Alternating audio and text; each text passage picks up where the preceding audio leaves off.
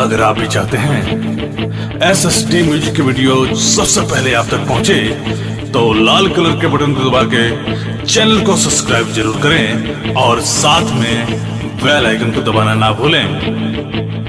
Mix बार शांति recording studio, Chandi Sthan, बघाए।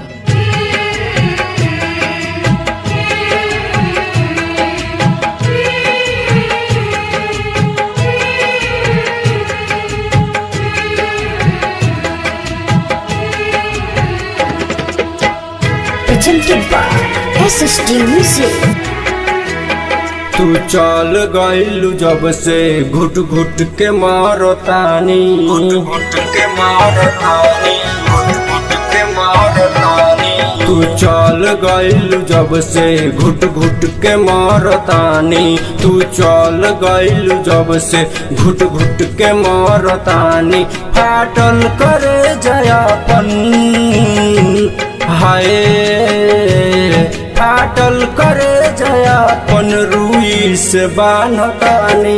तू चल गइलू जब से घुट घुट के मरतानी, के मरतानी, घुट के मरतानी। तू चल गइलू जब से घुट घुट के मरतानी, तू चल गइलू जब से घुट घुट के मरतानी। फाटल करे जयापन हाय, फाटल करे जयापन रुई से बान्हतानी। तू चल गइलू जब से घुट घुट के मरतानी।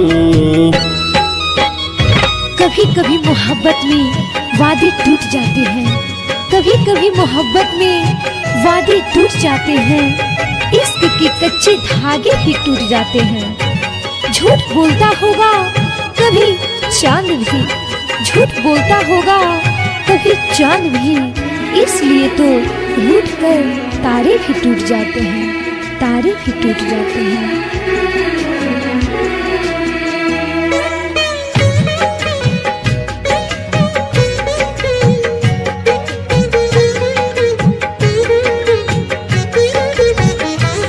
कैले तू रहलू वादा की साथ नाही छोड़ेब, की साथ नाही छोड़ेब, की साथ नाही छोड़ेब। कैले तू रहलू वादा की साथ नाही छोड़ेब। चातो जन्म कयही में कैलू बेवफाई, कैलू बेवफाई।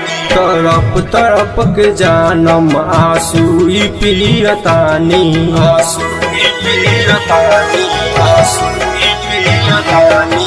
तरफ तरफ के जानम आंसू पियतानी। फाटल करे जयापन हाय, फाटल करे जयापन रुई से बान्हतानी।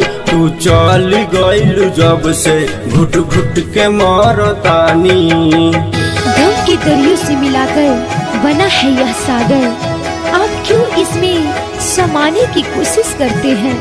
कुछ नहीं है और इस जीवन में दर्द के सिवा, कुछ नहीं है और इस जीवन में दर्द के सिवा। आप क्यों इस जिंदगी में आने की कोशिश करते हैं?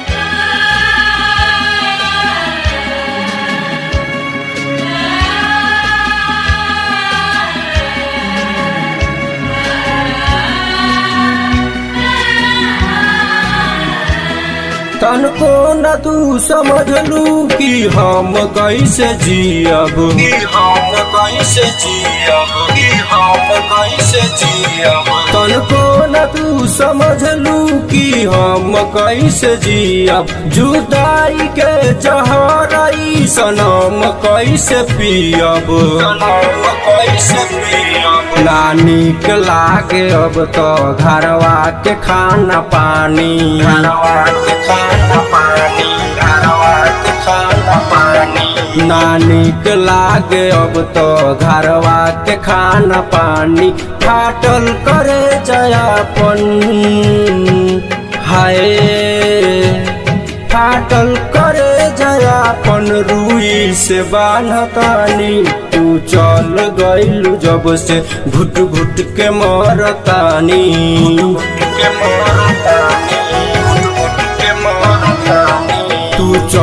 गइलू जब से घुट घुट के मारतानी फाटल करे जयापन हाय फाटल करे जयापन रुई से बानतानी तू चल गइलू जब से घुट घुट के मारतानी।